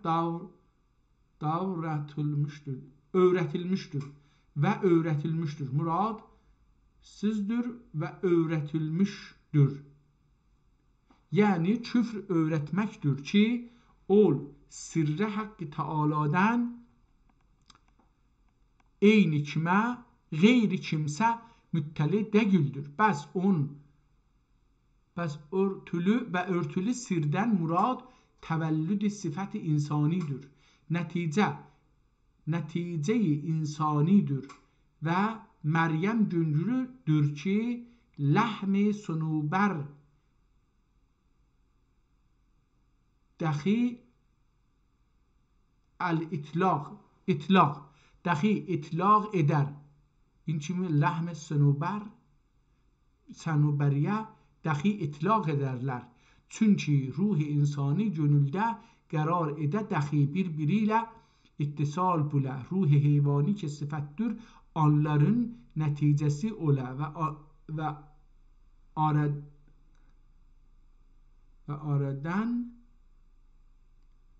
ihtimalen ve onlardan hasıl ola ve muhassel beyt bu oldu ki gönül Yemen'den ki ruhi Meryem'den ve gönül Meryem'den ki ruhi insani ile müttesil olmuştur. Heyvani mütevellit oldu. Temmet. Elhamdülillahi alel itmam ve lillesuli avsal selam. Bismillahirrahmanirrahim. Elhamdülillahi rabbil alemin ve salatu el-aqibetu lil muttaqin ve salatu ve selamu ala khairil meb'us Muhammedin ve alihil mu'in ihtimalen باشه آلهل امون این خونده نمیشه اما بعد قال رسول الله صلی الله علیه و سلم الشریعت اقوالی و طریقت افعالی و الحقیقت حالی. حضرت رسول یه حدیث معرفی کرده، این جالبه، میگه که شریعت عبارت از سخنان من سخنان حضرت رسول وحی نیست، سخن یک انسان پیغمبر. مزیتش بر انسان‌های دیگر پیغمبر بودنش و البته اگر به عنوان پیغمبر بپذیریم مزیت پیغمبری رو داره، وگرنه اگر به عنوان پیغمبر نپذیریم به عنوان یک انسان هستش. و خب آیاتی که همین حضرت محمد گفت اگر بپذیریم که رسول هستش، پیغمبر هستش، اگر بپذیریم که پیغمبر هستش و اگر بپذیریم که میگه آقا این آیه از من نیست، این از طرف اللهه، اونها دینه. این سخنان حضرت رسول گفته، خودش گفته از شریعت و اقوالی، سخنان من شریعت هستند، و طریقت و افعالی، طریقت هم راه و روش هم افعال و اعمال من هستند، و الحقیقت و حالی، اما حقیقت چیه؟ حال و احوال منه، من چجوری حس میکنم، چه کار میکنم. حالا مثلا این که من بارها در مورد اینها صحبت کردم، به نظر من اینها باید از هم جدا بشن و وقتی از هم جدا بشن مسلمانی راهش بازتر میشه. ey talip biliner ki bul varmağa, yol varmağa ve maksuda ermeye üç nesne gerektir. Evvel şeriat, ikinci tarikat, üçüncü hakikat. Bilal ki şeriat Hazreti Peygamber'in ahkami ve akvalidir. Din içinde ve tarikat afalidir. Din içinde. Pes میگه şeriat Hazreti Peygamber'in ahkami ve akvalidir din içinde. Ve tarikat afalidir. Afal amal, کارها. افعالیdir حق yolunda ve hakikat hak yolunda. اینم تموم شد. حالا حقیقت چیه؟ حقیقت چیه؟ و حقیقت احوالیdir. Yol varmakta خود حقdır. Yol varmakta haktır. Envariden ve esrariden. Bas talibe dahi vacibdir ki labud kadri yettikçe labud kadri yettikçe işliye peşe edine. Peşe yani kar. Peşe edine. Benim peşem هرچی هست که رفته به فارسی شده پیشه. peşe edine. Hakikat hakkı Teala'nın hazinesidir. Hakikat hakkı Teala'nın hazinesidir. Kapı atla sa'i kaderi nuriden ve sirrilerden ala şükr sebeple ala kapı açla sa'i kaderi nuriden ve sirrilerden ala Tanrıyla bilişe yad olmaya ey derviş hakkıyla bileşmek یکی شدن. bileşmek این هم از اون هستش. bilmek هم ما یه چیزی رو که میدونیم جزو خودمون میکنیم.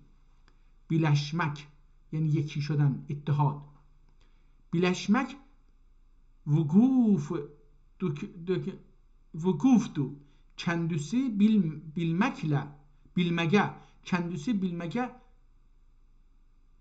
bilmek için ki Hazreti Emirelmuminin Ali aleyhisselam buyurdu ki men arafe nefseh fakat arafe rabbeh, men arafe nefseh bil ubudiyeti naqada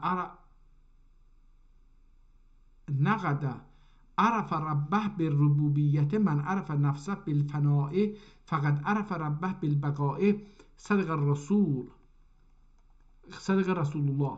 و معرفت نفس دخی موقوف riyazətdir və riyazətün dəxi əsli iki nəsnədir. Biri tərk-i kəlamıdır, biri tərk-i təamıdır. Bu ikisinin əsli üzlətdir və üzlətinin əsli dünya məhəbbətindən əl çəkməkdir. Məşayix rəhəməhumullah buna məqam tərk derlər və əhl-i vəhdət edər terk etdirər ki kendi ortada görmemektir. Yani varlık hakkın bilmektir. Varlık, حالا اینجا یه چیزی نوشته که مثل من حقنون میخونم ولی نمیدونم درست در بیاد یا نه. bilmektir. مشایخ muna məqam mərifət derlər və bu məqamda heyvan mərtəbəsindən çıxar, insan mərtəbəsinə girər və bu məqamda müvəhhid kamil olur. Bəs ey dərviş, mala yani dən çəkmək gerek, yani dən çəkmək gerek, yer əməli etmək gerek, bir əməli etmək gerek ki əla məqama erəsən. İndi ol əməli salihdir, o əməli salihdir ki sahibini haqqa erişdirir və ilm onun şərtidir. Qalallahu Teala vel amelus salihu yerfعه. حالا دیگه من میخواستم به یه تاریخ یه چیزی اینجا به دست بیارم که بتونیم یا یه اسمی از نویسنده و اینها به دست بیاریم، ببینیم کتاب در چه تاریخی بر اساس فرمان چه کسی. ظاهرا اینها رو شیخان نوشتن، دراویش و عرفا نوشتن که اونها هم از نوشتن اسامی خودشون جلوگیری میکنن، فقط رهبران خودشون رو مینویسن، خودشون فناء چیز هستن. حالا این کتاب دوم رو هم یه مقدار بخونیم ببینیم آخرش رو چی داره میاد. buyurduqların yerinə gətirəsən, onların buyurduğun yerinə gətirmək bilməkdən sonra olur. Bəs məlum oldu ki o əvvəl bilmək gərəkdir. Ondan işləyə biləsən, bilməyincə atılmaz ya işlənməz, ehtimalən işlənməz və əgər bilməz isən ar etməyib bilməndən varıb sorəsən. Ar etməyib biləndən varıb sorəsən ta doğru yola vara biləsən və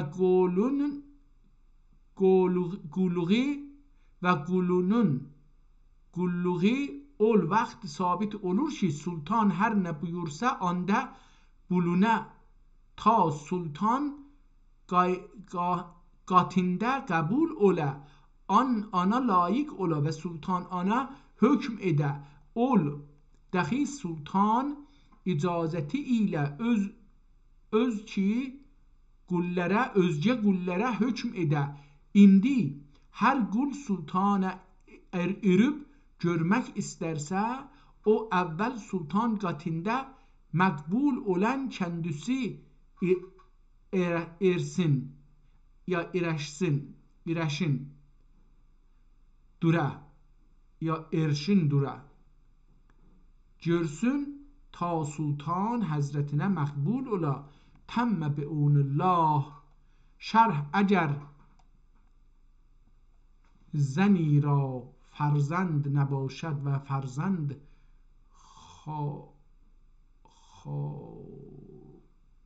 این فرزند خائن سعویز را بر کاغذ یا بر پوست آهو نویسد و بر بازوی چپ ببندد بازگیرد. اگر خواهد که بیازماید بر درخت خوش بندد سبز شود. حالا میگه یه دعا هست، این رو اینجوری بنویسن اینجوری میشه. دعا این است: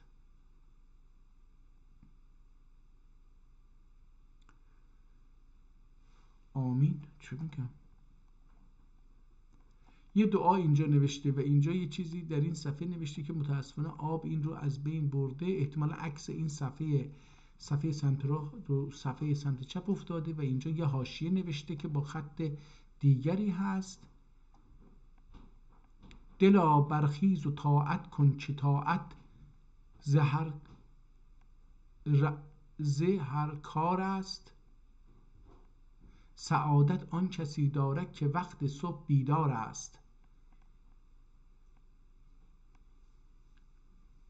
خرسان در سحر گویند که خروسان در سحر گویند که گم یا ایها الغافل. نواز میشیم نمیدانی کسی دارن که هوشیار است. اینم یه جای چیزی نوشته بود که نمیدونم. اینم حالت شعری داره که معلوم نیست چه کسی نوشته. اینجا باب قطب المشایخ و سلطان الاولیا و سلطان شیخ صفی الدین قدس الله، که این تقریبا این کتاب خیلی جاهاش با اون کتاب قبلی تفاوت داره، از جمله این قسمت هستش، ولی در اونجا هم اشعار سلطان بود و همچنین تفاسیر که سلطان برای شیخ صفی الدین برای بعضی از سوره ها نوشته بود یا تفسیری که داده بود. این کتاب با اون کتاب روی هم رفته فرق داره. اوایلش یه مقدار به نظرم اومد یکسانه، ولی هر چقدر جلوتر اومدیم به نظرم متفاوت بود.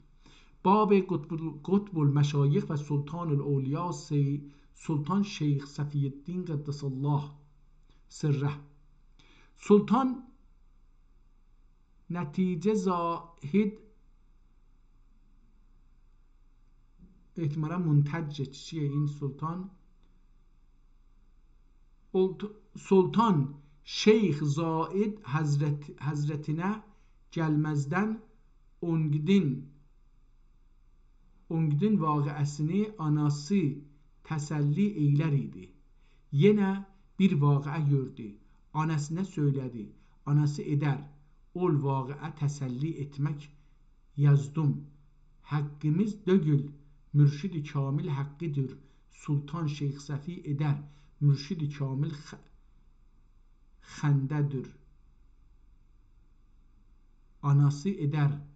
Mən bilməzəm və varəsən var isə sənə bul andan Sultan Şeyx Səfi Qəddasallahu sirrəh mübarək əlinə əsasın alıb mürşid arası getdi. Hər xəndə mürşid və şeyx ulu kimsə eşitdi. Varıb vaqiəsin söylərdi. Kimsə anı təsəlli eyləməzdi. Hər kim ki vardı isə təsəlli etmədilər. Dedilər ki, vaqiə təsəlli etməyə mürşid-i kamil mükəmməl gərəkdir. Şeyx Həzrətləri edər. Kamil mükəmməl kimdir? Xəbər verdilər ki, Şeyx Gilani یا جیلانیdir. Şeyx Gilanidir. Gilani که نوشتن در کتاب‌های فارسی همون باشه. Şeyx Gilanidir. Həzrət Şeyx Səfi 12 il mürşid-i kamil aradı. Niyə o zaviyənə gəldi? Yenə o zaviyənə gəldi. 24 şeyx az adlər kimsəyə bəndi. Anası edər. Oğlu حالا دیگه این بقیهش هم بذاریم برای 1 ساعت و 40 دقیقه، بریم آخر این قسمت رو هم ببینیم که آیا میتونیم یه تاریخی یه چیزی از این کتاب به دست بیاریم. در اینجا این صفحه آخر: گپو گلدی نه اردی، علی گلدی گالدی، مدد یا صفی دیوب çağırdı. Sultan Şeyh Safi dua eyledi. Kilidden Ali خلاص oldu. پس اونم گپو kilidine urdi. Sultan Şeyh Safi eder. Ne lazımdır ki kilide? Paşmak gırg adam yerden işaret eyledi.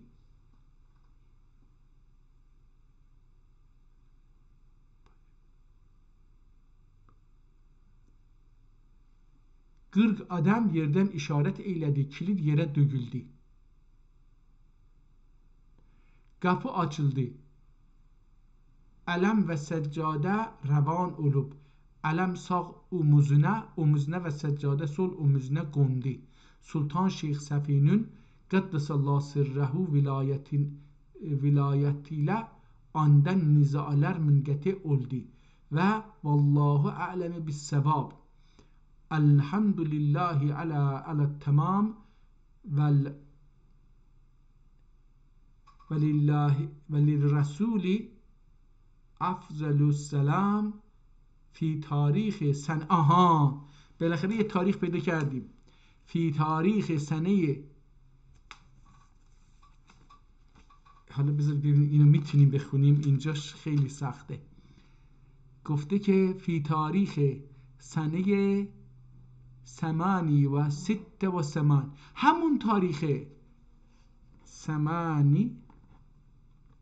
شایدم 8 و 600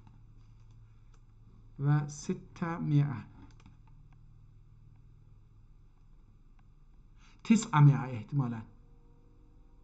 بله 900. این 8 هستش قطعا. 8 و 6 و 900 این 6 میشه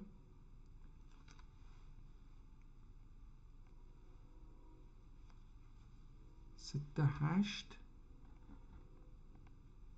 88 988. نه در زیر نوشته 968 و این 6 بس چیزه 68. اوکی. تاریخ کتاب اینه. سال 968 این کتاب این قسمتش نسخه برداری شده. حالا اینجا ببینیم 1447 ازش کم بکنیم، 968 رو ازش کم بکنیم، 479 سال پیش این کتاب نوشته شده. 479 سال پیش این کتاب نوشته شده. اینجا یه نامه نوشته که سلسله نامه مشایخ بسم الله الرحمن الرحیم. اینجا دیگه برمیگرده به پدرانش و اینها. با از اینم بگذاریم که اینجا تمام میشه. دوباره بسم الله الرحمن الرحیم. اینجا نسب نامه هستش احتمال میدم که میاد و کتاب تمام میشه. ما این کتاب رو به هر حال یه شکلی تلاش کردیم بخونیم و باهاش آشنا بشیم. به نظرم کتاب جالبی بود. یه چند جا رو، یه چند کلمه رو نتونستیم خب بخونیم. خب طبیعی هم هست. من بی سوادی که دارم تلاش میکنم یه کتاب خطی رو بخونم، به نظرم خیلی خوب دارم میخونم. من بی سواد در خواندن این کتاب دارم سماجت میکنم، ولی با سماجتی که دارم راه رو باز میکنم. یعنی منتظر نیستم که یکی به من آموزش بده، من خودم رو آموزش میدم. امیدوارم بعد از اینکه یه مقدار با زبان ترکی آشنا شدم خودم رو بزنم به خواندن کتاب‌های عربی قدیمی، اونها هم قدیمی، که بتونم یه مقدار خودم عربی رو بفهمم و اینها. امیدوارم که موفق باشید همتون و هممون. با هر کتاب ترکی که بخونیم وارد عمق بیشتر و عمیق‌تر تمدن فکری، تمدن مکتوب، تمدن عاطفی، تمدن اخلاقی، تمدن فلسفی، تمدن جهانسازی ترک میشیم. به خودمون، به پدرانمون اعتماد و ایمان میآوریم، اعتماد میکنیم، ایمان میآوریم، اعتماد به نفسمون رو میسازیم از نو. برای هممون مبارک باشه.